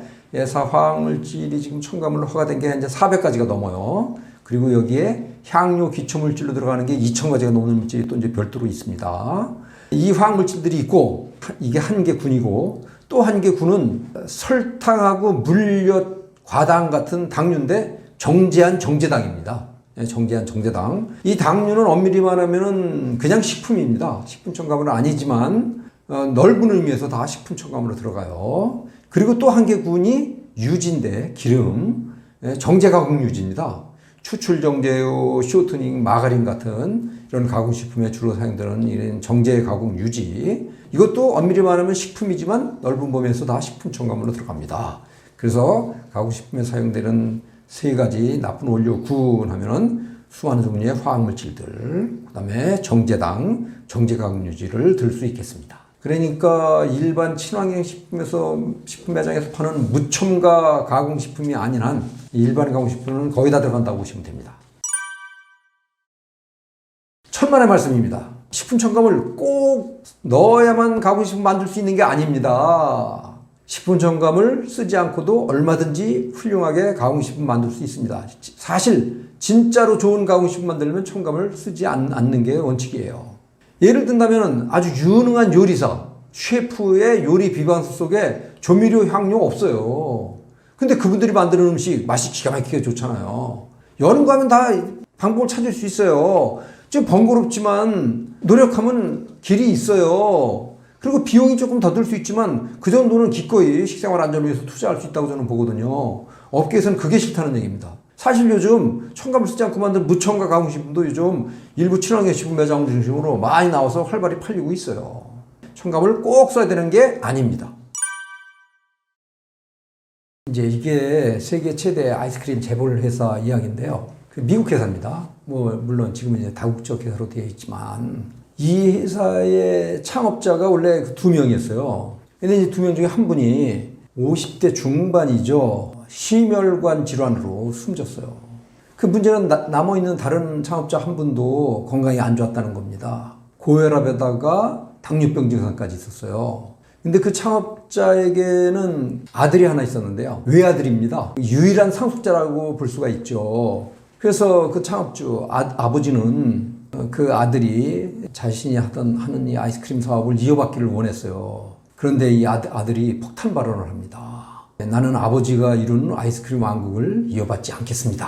오히려 아버지 아이스크림 사업을 접으십시오. 그렇게 얘기하는 겁니다. 그리고 가출해버렸어요. 이게 참 황당하잖아요. 아들이 그렇게밖에 할 수 없었던 것은 그 부와 명예보다는 건강을 먼저 택한 겁니다. 잘 알고 있거든요. 그 아버지의 사업 파트너인 분이 이제 아저씨 뻘 되는 사람인데 그 사람이 아이스크림 무척 많이 먹었어요. 그걸 잘 알아요. 그래가지고 이제 심장 질환으로 이제 젊은 나이에 숨졌다는 걸 알고 있고, 그리고 자기 아버지도 똑같이 아이스크림 사업을 하면서 아이스크림 많이 먹었어요. 그래서 고혈압이 오고 당뇨병에 걸리고 몸은 그냥 비만이고, 자기도 그 일을 하면 뻔하게 그렇게 될 게 보이거든요. 그래서 자신은 그렇게 건강을 잃을 정도로 그런 일을 하지 않겠다. 그래서 건강을 택하고 아버지 뜻을 거역한 겁니다. 근데 재미있는 거는 그 외아들의 그 아들이 또 있는데요. 창업주의 손자가 되겠네요. 그분도 아이스크림 사업을 이어받지 않았습니다. 아이스크림을 멀리 했습니다. 나중에 이제 결국 창업자 한 분, 그분도 건강이 더욱 나빠져가지고 결국은 아이스크림을 끊었어요. 그리고 식생활을 바꿔서 그래도 건강을 되찾아서 그래도 그분은 오래 살았습니다. 그럼 이 얘기가 어떻게 되는 겁니까? 결과적으로 아이스크림 사업을 이뤄서 성공적으로 아이스크림을 팔고 전 세계에 팔고 있는데 창업주 본인은 물론이고 그 가족들도 아이스크림을 먹지 않는 이야기가 되는 거 아닙니까? 그런데 그 아이스크림을 전 세계 소비자들은 열심히 먹고 있는 겁니다. 어떻게 보면 아이러니한 일이 아닌가도 싶네요. 아이스크림이 그 원래 우유에 유크림으로 만드는 거 아닙니까? 유크림을 이제 얼린 게 이제 아이스크림인데, 아이스크림을 보통 일반 시중에서 파는 제품들을 보면은 우유는 생생용으로 조금밖에 안 들어가요. 일반 이제 저급 아이스크림의 경우 주로 우유 대신에 정제가공유지 있죠. 정제가공유지로 만들어요. 그래서 어떻게 보면은 아이스크림이 과연 유가공품인가 하는 의구심이 들 정도인데, 여기에 이제 주원료가 정제가공유지인데다가 식품 첨가물들 있죠. 유화제가 이제 많이 들어가요. 유화제, 향료, 색소, 산도 조절제, 증점제 같은 것들. 이런 것들 많이 들어가요. 특히 이제 유화제를 많이 쓰기 때문에 유화제가 그 대사증후군의 원인이 되거든요. 그러지 않아도 정제당도 많이 쓰지 않습니까? 정제당, 정제가공유지에다가 유화제 같은 걸 쓰면은 대사증후군이 훨씬 더 빨리 진행이 돼요. 그리고 또 이제 증점제로는 카라기난 같은 그런 물질을 쓰는데 그거는 발암물질이고 염증을 일으킬 수 있어요. 그러니까 뭐 다른 산도절제나 뭐 색소 같은 것들도 다 뭐 유해성이 있는 첨가물들 아닙니까? 그런 첨가물들을 섞어서 얼린 가공식품, 그게 우리가 알고 있는 시중의 일반 아이스크림이라 그게 여러 문제를 일으키는 겁니다. 그런 첨가물도 쓰지 않고 우유를 써서 채소, 과일 같은 것도 많이 넣고 그렇게 해서 만든 그런 착한 아이스크림도 있거든요. 그런 거는 나쁘지 않죠. 그런 아이스크림을 드시자고요. 사탕이 사실 대표적인 전국 푸드라고 할 수 있어요. 왜냐하면 주원료가 설탕하고 물엿이거든요. 물론 과당 같은 것도 들어갈 수 있고 그 정제당입니다. 그 정제당에다가 색소, 향료, 산도 조절제 같은 첨가물들 필수로 넣고요. 부드러운 캔디, 소프트 캔디의 경우에는 정제가 음료지, 유화제 같은 거 이런 것들도 뭐 필수로 들어가는데 이게 다 나쁜 원료들 아닙니까? 나쁜 식품 첨가물 하면 제일 먼저 꼽히는 것들 아닙니까? 이런 첨가물들 들어가 있는 걸 정제가 음료지와 정제당에 버무려서 냉각시켜서 굳힌 게 사탕인데 그걸 먹게 되면은 우리 몸의 당대사 시스템이 혼선을 겪고 지치게 됩니다. 그래서 대사성 질환인 만성 질환의 원인이 되는 거예요. 그게 현대병이라고도 그러죠. 근데 이제 요즘에는 이제 그런 정제당의 문제 때문에 무설탕 사탕 이제 많이 이제 만들어서 팔고 그러는데 슈가리스 캔디죠. 그죠? 무설탕 사탕. 여기에는 당류는 안 들어갑니다. 당류는 안 들어가는데 대신 다른 감미 소재, 당알코올이라고 있어요. 그죠? 잘 아시죠? 자일리톨, 솔비톨, 에리스리톨, 이소말트 같은 거. 이런 그 당알코올 소재를 쓰는데 이것도 우리 몸에는 굉장히 낯설은 당류예요. 낯설은 감미 소재예요. 그래서 당대사 시스템이 혼선을 겪게 되고 역시 마찬가지로 대사성 질환인 인슐린 저항을 거쳐서 대사증후군에 걸릴 수 있어요. 대사증후군이 역시 또 생활습관병의 관문 아닙니까? 근데 이제 이런 그 무설탕 캔디에는 꼭 같이 들어가는 게 있어요. 감미료인데 합성 감미료가 꼭 또 필수적으로 들어가요. 이 합성 감미료는 또 여러 가지 유해성이 있지 않습니까? 발암의식 물질에다가 신경 독성이 있다든가 제품에 따라서 그다음에 뭐 장내 미생물균종을 나쁘게 한다든가 때로는 뭐 염증도 일으킬 수 있고 이런 문제들이 보고가 돼 있는데 이런 것들이 그런 나쁜 물질들이 필수적으로 들어가는 게 바로 우리가 즐겨 먹는 사탕, 즉 캔디입니다. 사탕도 이제 정제당, 정제가 음료지, 식품 첨가물 이런 거 쓰지 않고 또 이제 당알코올 같은 거 이런 것들도 사실 좋은 원료가 아니거든요. 이런 것들 쓰지 않고 비정제 당류가 있어요. 비정제 당류. 설탕도 다 나쁜 게 아니에요. 비정제 설탕은 나쁘지 않아요. 그 다음에 이제 물엿 같은 거 대신은 비정제 당류로서 아주 좋은 게 조청 아닙니까? 그런 조청 같은 걸 대신 쓴다고요. 그리고 최대한 식품 첨가물은 배제한 채 자연 식품 소재를 이용해서 사탕을 만들어요. 그 다음에 유지 성분은 버터 같은 자연의 굿기름을 이용하고요. 천연 야자유 같은 것도 좋아요. 그런 걸 써서 만든 그런 무첨가 캔디도 있어요. 그런 걸 선택해서 드시자고요. 그런 사탕은 저는 좋다고 봅니다. 껌은 하여튼 뭐 거의 100% 속속들이 식품 첨가물로 이루어졌다 이렇게 보셔도 됩니다. 일단 껌의 뼈대와 같은 물질이 껌 베이스죠. 껌 베이스 아시죠? 껌에는 이제 필수적으로 껌 베이스가 있는데 이 껌 베이스가 한 가지 물질이 아니에요. 여러 화학 물질들 섞어 놓은 겁니다. 섞어 놓은 거 가장 많이 사용되는 게 초산비닐수지인데 근데 이 껌 베이스는 뭐로 구성되어 있는지 그 구성 물질의 내역을 일일이 공개하지 않아도 된다라는 그 예외 규정이 있어요. 껌 업체들의 편의를 봐줘서 이제 그걸 만들어 놨거든요. 근데 소비자들은 이제 그게 뭐가 들어있는지 알 수가 없는 거죠. 근데 한 가지 물질은 아니라는 사실. 그게 이제 그걸 꼭 아셔야 되고 이 껌에 꼭 들어가야 되는 거 유화제, 색소, 향료, 산도 조절제, 증점제 같은 것들 이런 것들도 뭐 거의 필수적으로 껌에 들어가는데 특히 껌에는 이제 맛을 오랜 시간 지속시켜줘야 되기 때문에 지효성 향료를 꽤 많이 써요. 지효성 향료를. 그래서 뭐 대표적인 고향료 식품입니다. 껌이. 유화제도 또 같이 써서 향료가 꾸준히 나오도록 그렇게 만든다는 점에서 향료 문제, 유화제 문제가 크다는 것을 말씀드리고요. 그리고 뭐 당류는 당연히 정제당을 쓰죠. 그래서 이제 이게 뭐 충치를 일으킨다라고 알려져 있어가지고 요즘에는 이제 또 무설탕 껌이 대세 아닙니까? 무설탕 껌에는 이런 당류는 또 안 쓰고 대신 당알코올류인 자일리톨을 쓰죠. 자일리톨은 충치를 안 일으키는 건 맞아요. 그렇지만 여기에 이제 사용하는 첨가물들이 또 따로 있어요. 아까 말씀드렸던 합성 감미료 같은 것도 필수적으로 들어가거든요.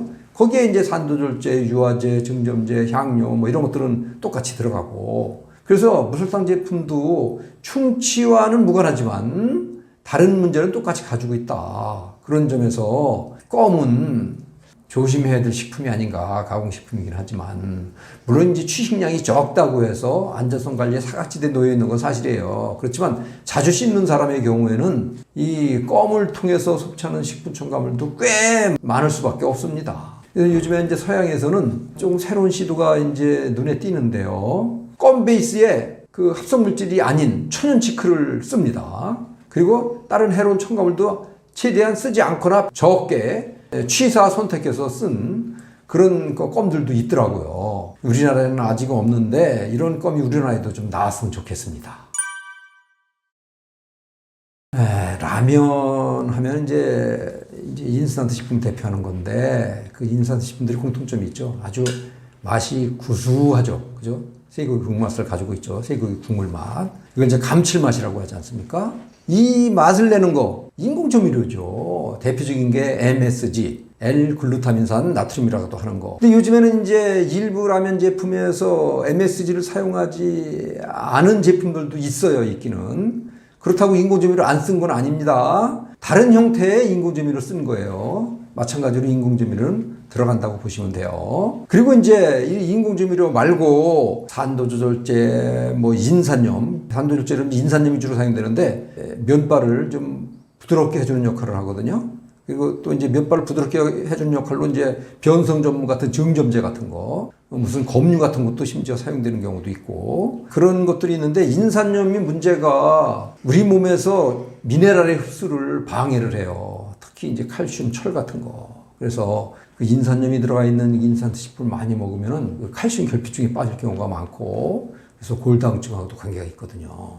그리고 무슨 검류 같은 거는 이제 알레르기를 일으킬 수 있고요. 그게 또 이제 제품에 따라서 뭐 색소도 들어가고 향료도 들어가고 감미료도 들어가고 그리고 대개 이제 이런 데는 정제가공류 들어가지 않습니까? 그리고 또 이제 짠맛을 내기 위해서 소금을 쓰는데 대개 이게 또 정제염이에요. 이런 그 나쁜 원료들이 거의 필수적으로 인스턴트 식품에 들어가요. 그 라면이라고 다 나쁜 게 아니에요. 잘만 만들면 좋아요. 그런 첨가물 쓰지 않고 면도 인스턴트식으로 만들지 않고 우리나라 칼국수 만드는 식으로 그런 식으로 직접 만드는 그런 웰빙 라면도 있거든요. 이제 그런 걸 드시도록 하자고요. 앞으로 라면 소비 문화도 좀 바꿔야 하지 않을까 이렇게 생각합니다. 보통 이제 우리가 라면 하면 인스턴트 라면을 말합니다. 인스턴트 라면은 라면 발을 이제 가늘게 뽑아서 먼저 익힌 다음에 기름에 튀겨서 팔죠. 그러면 소비자는 그걸 사다가 집에서 다시 또 끓는 물에 익혀서 먹죠. 이게 이제 인스턴트 라면의 전형인데 가끔 보면 요즘 무슨 건면이랄지 생면이랄지 그런 게 있죠. 그거는 다행히 인스턴트 라면은 아닙니다. 좀 낫다고 볼 수 있어요, 면은. 그런데 이제 그런데도 그 수프는 비슷해요. 인공조미료를 비롯해서 여러 첨가물들이 거의 뭐 공통적으로 들어간다고 보면 됩니다. 이제 라면을 굳이 꼭 먹어야 된다면은 이제 조금 수고스럽지만 다른 어떤 방법을 좀 찾으면 됩니다. 그 면발을 물을 일단 한번 끓여요. 집에서 이제 삶으실 때 한번 물을 끓인 다음에 그 물을 일단 버리세요. 버리시고 또 이제 다시 새물로 갈아서 새물로도 끓이시고요. 그러면 면에 들어있는 첨가물들이 상당량 녹아 나옵니다. 그리고 수프도 되도록 이제 적게, 저 다 넣으면 굉장히 짜잖아요. 짜고 맛이 강합니다. 첨가물을 많이 먹는다는 뜻이에요, 그게. 그래서 수프도 되도록 적게, 싱겁게, 최대한 싱겁게 끓이고요. 먹을 때 되도록 김치를 같이 드세요. 예, 김치도 짠 김치 말고 싱거운 김치로 이렇게 해서 같이 드시는 게 좋고요. 만약에 끓이실 때 조금 뭐 사정이 허락된다면은 거기에 채소를 같이 넣는 거예요. 무, 배추, 양파, 뭐 시금치 같은 것들도 좋고 이런 그 채소류를 같이 넣고 끓이면은 이 식이섬유가 풍부하잖아요. 채소에는 김치에도 물론 많이 들어있고 그게 라면의 유해성을 상당 부분 줄여줍니다. 그런 식으로 드시면은 훨씬 더 안전하다고 볼 수가 있어요. 제일 좋은 거는 이제 김치하고 먹는 거고요. 김치하고 먹을 때는 꼭 라면도 싱겁게 끓이고 김치도 싱거운 김치를 선택하시는 게 좋고요. 같이 넣으면 좋은 게 양파, 양배추, 그리고 이제 감자 같은 것도 좋아요. 감자, 당근, 그 다음에 이제 마늘 같은 거도 좋고 그 정도를 추천해 드립니다. 정크푸드의 요건을 완벽히 갖춘 게 패스트푸드입니다. 일단 정제가공유지가 무척 많이 사용돼요. 고지방 식품인 거 아시죠? 패스트푸드. 그리고 정제당도 의외로 많이 사용돼요. 칼로리만 높고 영양분은 없는 식품. 이게 바로 정크푸드 아닙니까? 그러니까 패스트푸드가 정크푸드일 수밖에 없는 거고요. 되게 이제 맛있죠? 패스트푸드 치고 맛없는 거 없습니다. 맛있는 거 다른 거 아니에요. 조미료 향료를 많이 썼기 때문이에요. 그리고 이제 인산염류를 비롯한 산도 조절제, 그리고 또 이제 유화제 같은 거, 화학적인 첨가물들이 뭐 거의 필수로 들어간다고 보시면 돼요. 이런 식품 첨가물이 있기 때문에 이런 패스트푸드가 만들어질 수 있다라고 보시면 되거든요. 이게 바로 이제 만성 질환의 원인이 되는 겁니다. 패스트푸드의 공통적인 문제라고 보면 되죠. 패스트푸드를 대표하는 게 햄버거인데, 햄버거 하면 이제 한때 시끄러웠었죠. 햄버거 병 때문에. 근데 요즘에는 잠잠해진 걸 보면 이제 괜찮은 건가요? 아닙니다. 조심하셔야 됩니다. 왜? 그 원인이 아직 정확히 밝혀지질 않아요. 언제 또다시 발발할 수가 있어요. 그런데 이 햄버거병은 그래도 식품 첨가물은 일단 무관한 지금 되어 있는데, 모르죠. 첨가물하고도 관계가 있을지도 나중에 밝혀지면. 지금까지는 이제 첨가물과는 무관한 거로 되어 있어요. 미생물과 관계가 된 거로 그렇게 되어 있으니까요. 근데 이제 햄버거병 말고 이것도 이제 햄버거가 패스트푸드일 수밖에 없는 게, 여기도 이제 정제가공유제, 정제당 무척 많이 사용하고요. 산도절제, 유화제, 향료, 조미료 같은 것도 뭐 필수적으로 들어갑니다. 그러니까 나쁜 겁니다. 피자도 햄버거와 쌍벽을 이루는 그 패스트푸드라고 할 수가 있는데요. 식생활에 관심이 없으신 분들 피자에 대해서 굉장히 친근감을 가지고 계세요. 왜냐하면 치즈를 많이 쓰니까. 치즈가 대표적인 유가공품인데다가 고단백 식품이 아닙니까? 그래서 아이들 치즈 많이 먹이려고 열심히 피자를 사다 주시고 그러는데, 뭔가 그렇게 착각하시는 거예요. 일반 피자들, 시중의 일반 피자들 그 사용하는 치즈가 대개 모조 치즈예요. 그 우유로 만들지 않고요. 정제가공유지와 식품 첨가물로 만들어요. 고단백 식품이 아니에요. 그거는. 그런 치즈다 주로 만든다는 점에서 피자가 정크푸드일 수밖에 없고 패스트푸드일 수밖에 없는 겁니다. 그리고 또 이제 피자는 먹을 때 대개 보면은 이제 청량음료, 콜라 같은 청량음료 같이 드시지 않습니까? 근데 이렇게 피자 같은 고지방 식품과 청량음료 같은 당분 함량이 높은 식품을 같이 먹으면 고지방 고당분 식품이 되거든요. 이렇게 되면 중독성을 더욱 빨리 부추깁니다. 그래서 이런 거 좋아하시는 분도 되게 중독돼 있다고 보시면 돼요. 그리고 햄버거와 콜라를 같이 드셔도 그것도 마찬가지예요.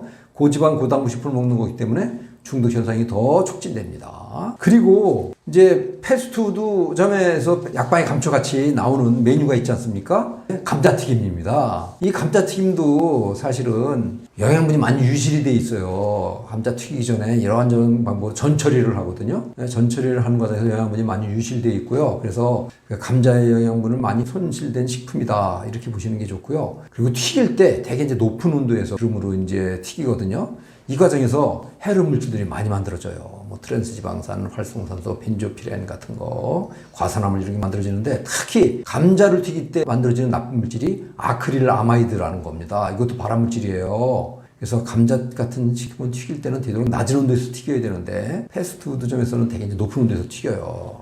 그래서 그런 문제가 있다는 것도 우리가 상식을 알아두시면 좋겠고, 그리고 근데 이제 감자튀김도 되게 이제 콜라와 같이 드시잖아요. 그러면 그게 또 고지방 고당분 식품이 되는 겁니다. 그래서 중독 현상을 또 일으킬 수 있는 겁니다. 그래서 이제 햄버거, 피자, 감자튀김 이게 문제인데, 그러면 먼저 햄버거라고 다 그러면 패스트푸드인가? 아니죠. 요즘 수제 햄버거 있지 않습니까? 거기 보면은 밀도 우리 밀 쓰고요. 그리고 채소, 과일 같은 거 잔뜩 넣어요. 그렇게 해서 만든 햄버거도 있거든요. 이거는 패스트푸드가 아니죠. 슬로푸드입니다. 이런 수제 햄버거는 좋습니다. 괜찮다고 저는 보고요.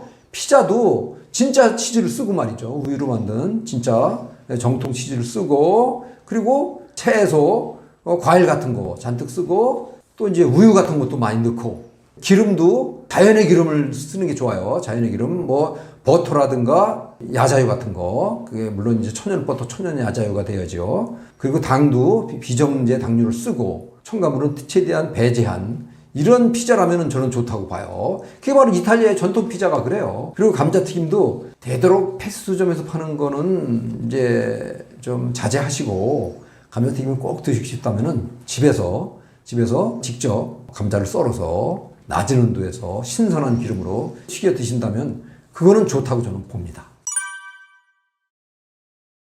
주로 이제 제약회사에서 만드는 그 각성 드링크를 우리가 이제 피로회복제로 알고 이렇게 많이들 마시죠.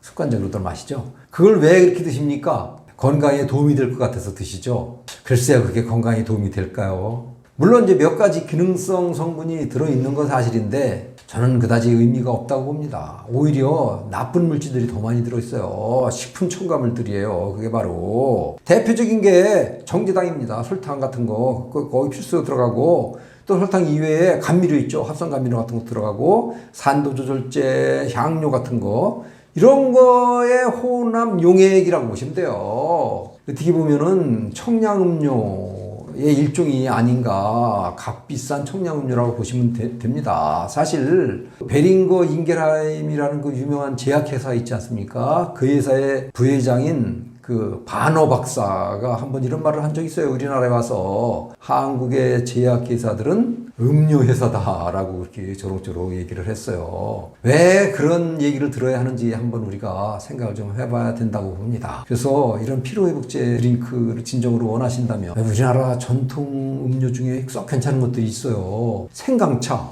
그 다음에 식초음료 같은 거 아주 좋아요. 예, 거기에도 다 피로회복 기본전환 그런 효능들이 있거든요.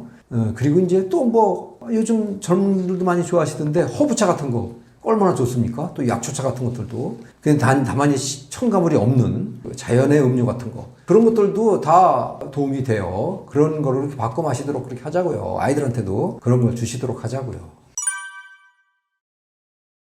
보통 보면은 이제 편의점을 비롯한 일반 식품 매장에서 요즘 음료들 다양하게 팔고 있죠. 거기 보면은 뭐 헛개차라든지 무슨 뭐 약초차 같은 것도 다양하게 나오는데 그런 거 좋다고 봐요. 좋다고 보는데 잘 보시면은 첨가물들이 들어가요. 향료들이 거의 필수로 들어가고요. 무슨 비타민C 같은 것들도 들어가는데 그 비타민C도 천연 비타민C가 아닙니다. 이거는 이제 색깔을 선명하게 유지시켜주기 위해서 쓰는 첨가물이에요, 사실은. 그리고 이제 이런 걸 쓰다 보니까 또 유화제 같은 것도 또 들어가고요. 또 당류도 또 이제 들어가죠. 당류 아니면 감미료 같은 거. 그런 것도 꼭 들어가는데 그런 그 음료는 비록 약초차라 하더라도 권해드리고 싶지 않습니다. 그래서 되도록 집에서 끓인 약초차 같은 거. 거기에는 이제 첨가물 안 쓸 거 아닙니까? 그런 게 저는 좋다고 보고요. 허브차도 집에서 이렇게 우려내서 마시는 게 저는 제일 좋다고 봐요. 식초도 굉장히 중요한 식품이죠. 크게 세 가지가 있습니다. 식초에는 천연 발효식초, 그냥 발효식초, 합성식초 그렇게 세 가지가 있는데 가장 좋은 거는 당연히 천연 발효식초입니다. 그냥 발효식초는 발효를 하긴 하는데 영양적으로다가 불리해요. 왜냐하면 그 곡류나 과실을 발효하는 게 아니고 물론 이제 곡류나 과실이 들어갈 수는 있는데 주로 주정이라는 에틸 알코올을 발효시킵니다. 술을 발효하면 초가 되잖아요. 그죠? 그렇기 때문에 그런 에틸 알코올 속에는 영양분이 없어요. 그냥 초산만 있을 뿐이에요. 그런 점에서 천연 발효식초와는 판이하게 다르죠. 이 발효식초는 업계에서는 편의상 양조식초라고도 그럽니다. 그래서 양조식초는 발효를 하긴 하지만 좋은 식초로는 할 수 없고요. 그 다음에 합성식초는 이거는 정말 피하셔야 됩니다. 왜냐하면 발효를 하지 않아요. 잘 아시다시피 합성식초의 주원료인 빙초산 있죠. 빙초산을 물로 희석해 놓은 거라고 보면 돼요. 영양분은 없고 이 빙초산은 우리 몸에서 굉장히 해로운 물질로 되어 있지 않습니까? 여러 가지 염증을 일으키고 장기도 손상할 수 있고요. 많이 먹게 되면 그런 유해성이 좀 보고가 되어 있어요. 그래서 합성식초는 절대로 드시면 안 된다는 말씀. 반드시 곡류나 과일을 자연 상태로 발효한 천연 발효식초를 드실 것을 권해드립니다.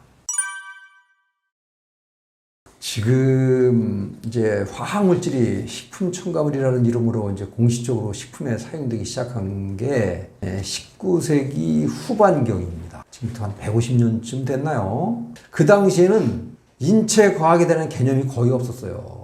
그런데 지금은 어떻습니까? 시대가 변했죠. 생리학과 신경과학이 아주 발달했어요. 의학도 발달했고. 그래서 이런 식품 첨가물 지금 사용하는 게 기준치를 충족한다 하더라도 해로울 수 있다. 유해성이 나타날 수 있다는 사실이 속속 밝혀지고 있어요. 예컨대 식품 첨가물 중에 보면은 이제 알레르기를 일으키는 물질이랄지 내분비 교란 물질 같은 게 있거든요. 이제 환경 호르몬이죠.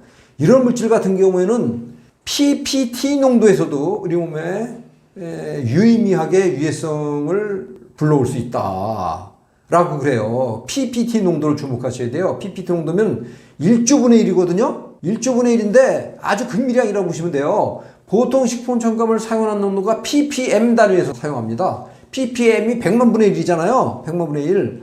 근데 이 100만 분의 1이라는 ppm 농도의 100만 분의 1. 이게 바로 1조분의 1 ppt 농도예요. 아주 극소량의 물질이라 하더라도 이런 알레르기를 일으킨다든가 내분비를 교란하든가 하는 물질인 경우에는 우리 몸에 치명적인 해를 줄 수가 있다라는 사실이 밝혀져 있고요. 그리고 노벨상을 2번이나 받은 분인데 라이너스 폴링 박사가 있어요. 그분은 해로운 화학물질은 한 분자라도 우리 몸속에서 해롭게 작용한다 라고 아주 단언을 했어요. 한 분자라면 훨씬 더 작은 양이에요. 그래서 지금 뭐 양이 적기 때문에 괜찮다?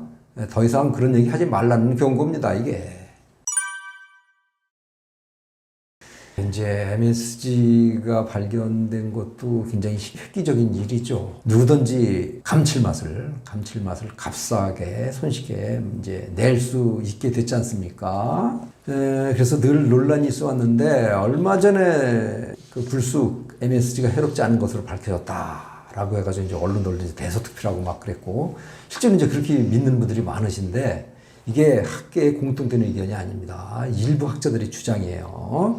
지금 MSG 유해성이 계속 나오고 있어요. 계속. 매년 나오고 있어요. 올해도 나오고 있고요. 또 이제 내년에도 나올 거고, 앞으로도 계속 나올 겁니다. 이게 MSG가 원래는 그 주성분이 글루타민산이에요. 글루타민산. 이게 아미노산인데, 그래서 아미노산이라 해롭지 않다는 건데, 이게 사실 이제 어떻게 보면 와전됐다고도 볼 수 있어요.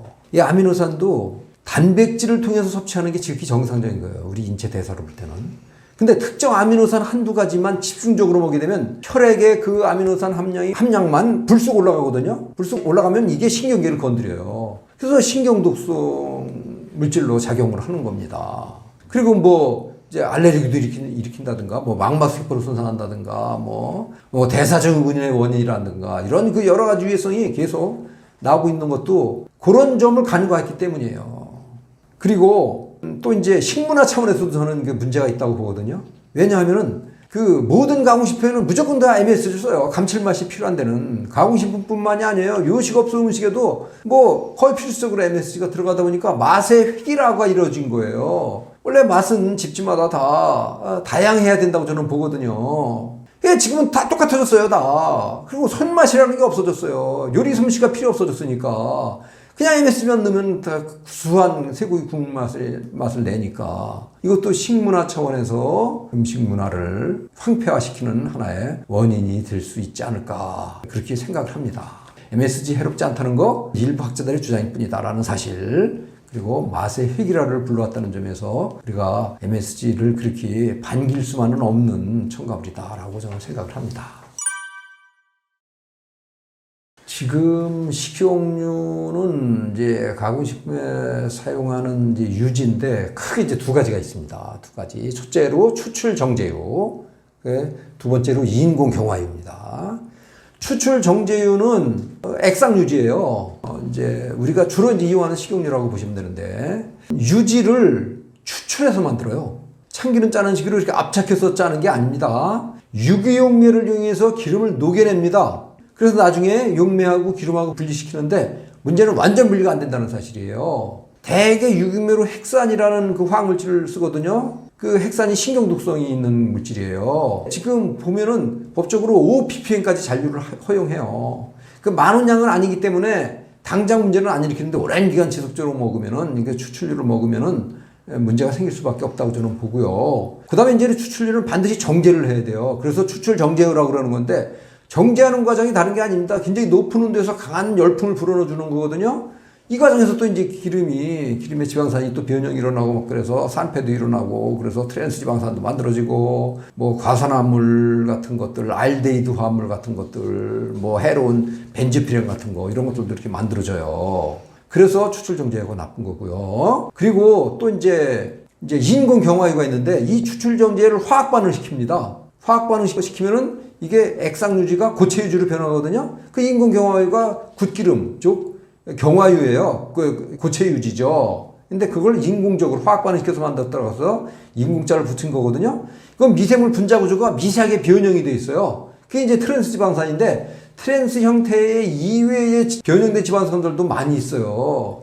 그래서 트랜스 지방산만 없다고 생각해도 안 돼요. 인공 경화에는 트랜스 지방산이 없다 해도 지방산이 변형된 거기 때문에 우리 몸에서 대사가 잘 안 됩니다. 그래서 여러 가지 만성 질환을 일으키는 거거든요. 대표적인 게 심혈관 건강을 해치는 겁니다. 그리고 경화시키는 과정에서 또 굉장히 열악한 조건을 거치기 때문에 뭐 트랜스 지방산이 훨씬 더 많아지고요. 그다음에 뭐 벤조피렌을 비롯해가지고 활성산소 같은 거 이런 것들도 많이 만들어지죠. 그래서 이런 식용 유지는 되도록 압착유를 이용하실 것, 추출 정제유 대신 압착유를 이용하실 것이며, 그리고 인공 경화유 대신에는 자연의 굿기름이 있어요. 인위적으로 경화시킨 게 아닌 자연의 굿기름이 있는데 대표적인 게 천연버터예요. 천연버터고 그다음에 천연야자유입니다. 이런 그 자연의 굿기름을 이용하시고 그게 사용된 가공식품을 선택하시는 게 좋다고 봅니다. 소금 얘기도 좀 한번 해보시자고요. 소금은 식품 첨가물은 아닙니다. 그냥 식품이지만 그냥 소금만 따로 먹는 사람은 없잖아요. 식품이 이제 첨가해서 먹으니까 넓은 의미에서는 다 또 이제 식품 첨가물로 이제 들어가는데 우리가 흔히 이용하는 소금에는 두 가지가 있어요. 두 가지 잘 아시죠? 천일염이 있고 정제염이 있어요. 당연히 천일염을 드셔야 됩니다. 정제염은 전기분해로 만든 건데 주성분이 염소와 나트륨이에요. 그래서 정제염을 먹게 되면 우리 몸 안에 있는 미네랄의 불균형이 일어나요. 왜냐하면 염소와 나트륨만 많이 먹게 되고 그 성분만 우리 몸에서 많아지는 거거든요. 미네랄이 좋은 거긴 하지만 필수적인 물질이긴 하지만은 한구하지만 너무 많으면 탈이 있다고 그랬잖아요. 부작용이 생기거든요. 그로 인해서 생기는 부작용이 뭐 고혈압, 암 같은 거, 암도 이제 관계가 있죠. 정제염하고. 그런 그 원인이 되는 겁니다. 미네랄의 불균형으로 그게 생기는 거거든요. 그래서 이제 천일염을 드셔야 되는데 천일염은 그 바닷물을 그대로 농축시킨 거 아닙니까? 그 안에는 미네랄들이 아주 골고루 다 들어있어요. 그래서 천일염 먹으면 미네랄 불균형 문제가 생기지 않아요. 그러니까 짜게 먹지 말라는 게 정제염을 많이 먹지 말라는 얘기입니다. 천일염은 좀 많이 먹어도 큰 문제가 없다는 게 정설이에요.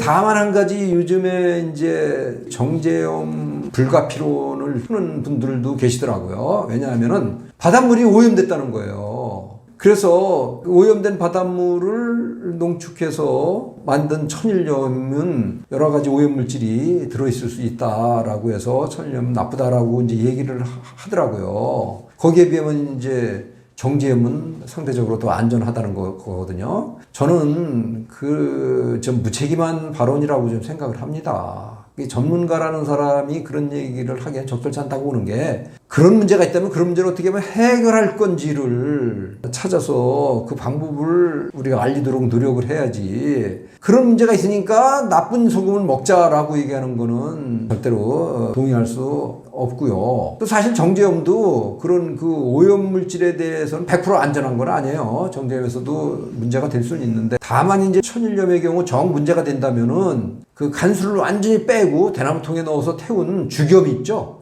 죽염을 대신 이용하시면 훨씬 안전합니다. 왜냐하면 굉장히 높은 온도로 가열하는 과정에서 혹시 오염물질이 혼입이 돼 있으면 그게 다 타서 없어집니다. 그래서 정 문제가 된다면 죽염을 드시면 되고요. 아직까지는 우리나라 서해안 앞바다, 남서해안 앞바다 쪽에서 나오는 그 천일염은 아주 깨끗하다고 보시면 되고 세계적으로도 유명하죠. 균형이 아주 좋다고요. 그죠? 천일염을 드셔야 된다고 저는 봅니다.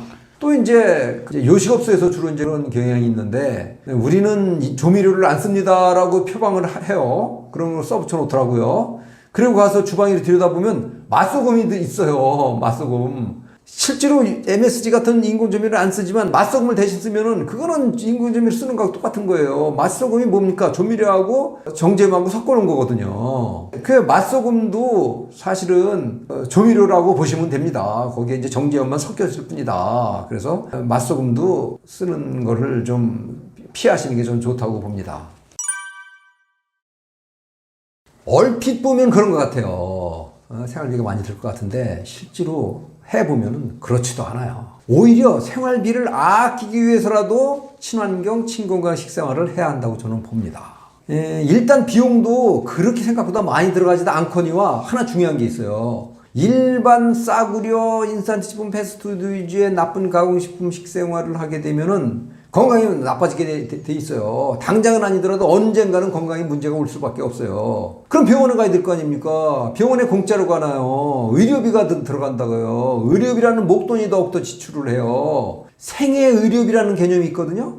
평생 동안 사람이 지출하는 의료비를 말합니다. 한 사람당 벌써 1억 원을 넘은 지가 꽤 오래됐어요. 4인 가족이라면 4억 원이 돼요. 몇억 원이 된다는 얘기예요. 웬만한 아파트 한 채 값이에요. 그래서 식생활을 잘해서 건강 유지를 잘하고 병원 신세를 안 진다면 아파트 한 채가 그냥 떨어진다는 얘기예요. 그런 의미에서 오히려 재테크를 위해서도 올바른 식생활이 중요하지 않나. 저소득층일수록 더 식생활에 관심을 기울여야 되지 않나. 의료비를 줄여야 되니까. 그렇게 저는 자신 있게 말씀을 드리겠습니다. 아닙니다. 저 과자 지금 잘 먹고 있어요. 근데 제가 옛날에 식생활에 대한 개념이 없던 시절에 먹던 그런 일반 과자들하고는 전혀 다릅니다. 대개 친환경 식품 매장에서 파는 무첨가 과자들, 첨가물 쓰지 않은 무첨가 과자들은 저는 지금도 열심히 먹고 있어요. 꼭 과자 한 필수적으로 들어가는 조미료, 향료, 색소, 산도절제, 증점제, 유화제 같은 거 그런 제품에는 안 써요. 그런 제품이 들어있지 않은 무첨가 과자들에는 대개 원료도 국산 원료를 써요. 밀도 우리밀 쓰고, 그다음에 쌀도 좀 많이 쓰고, 채소, 과일 같은 것도 직접 쓰고, 그다음에 우유도 쓰고. 자연 속에 보면 정답이 다 있어요. 색소 쓰지 않는다고 해가지고 색깔 내지 않는다고요? 천만의 말씀이에요. 색깔 내자고요. 채소나 과일에 들어있는 여러 가지 천연 색소, 뭐 흑색, 까만 색깔 내고 싶으면 흑미 같은 거, 그 다음에 뭐 연두색이나 녹색 같은 거 내려면은 뭐 쑥 같은 거 얼마나 좋아요. 모시잎 같은 거. 예, 그런 걸 넣어서 만든 아주 웰빙 과자들, 그런 걸 저는 지금도 열심히 잘 먹고 있습니다.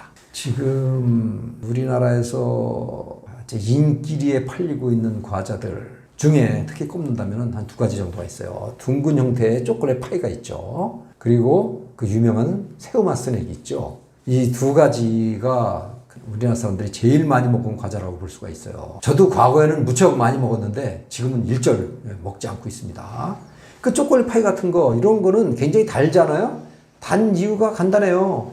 정제당을 무척 많이 써서 그래요. 설탕, 물엿을. 그리고 입에 넣으면 아주 부드럽지 않습니까? 부드러운 이유도 간단해요. 수분이 많기 때문이에요. 그 수분이 많으면 보관성이 나빠진다는 거예요. 그래서 반드시 콜드 체인에 태워서 유통해야 되는데 매장에 가면 냉장고에 넣고 파나요? 아무 데나 싸놓고 판다고요. 그럼에도 수분이 많은데도 어떻게 곰팡이도 안 피고 변질되지 않는 걸까? 나쁜 원료들이 사용되기 때문이에요. 설탕, 물엿, 유화제, 산도조절제, 밀가루도 수입밀이죠. 수입밀. 그리고 이제 가장 큰 역할을 하는 게 유지입니다. 유지. 유지 중에 쇼트닝 아니면 마가린을 쓰거든요. 이게 인공경화유잖아요. 인공경화유는 지방 전문가들이 플라스틱 유지라고 그래요. 벌레가 안 먹어요. 증식을 안 해요. 예, 썩지 않는다는 거예요. 그런 유지를 많이 써서 만든 그런 부드러운 과자들, 파이류들, 이런 것들은 잘 변하지 않아요. 부드러운 과자들 꽤 많죠. 쿠키에서부터 시작해가지고 뭐 카스타드 케이크류, 그다음에 뭐 슈크림, 쉬폰 같은 거, 크루아상 같은 거, 이런 것들 다 부드럽지만 수분이 많은데도 잘 변하지 않는 게 쇼트닝 마가린 같은 인공 경화유를 많이 쓰고 나쁜 원료들을 쓰기 때문입니다. 그리고 이제 그 유명한 새우맛 스낵, 거기에는 인공 경화유는 쓰진 않아요. 대신 추출 정제유를 쓰는데 같이 쓰는 게 있어요. 조미료 향료예요. 이게 들어가서 그 맛을 내주는 겁니다. 주원료가 밀가루인데, 수입 밀가루인데 왜 이렇게 맛있는 겁니까? 암만 큰 묵은지라도 뜯어놓으면 앉은 자리에서 다 먹어요. 그죠?